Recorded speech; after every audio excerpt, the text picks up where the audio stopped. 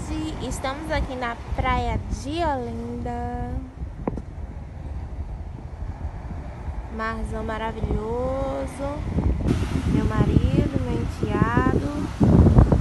Estamos aqui na frente da universidade. Ver se vai dar peixe, né? Quer dizer, já deu. Mas a gente quer mais.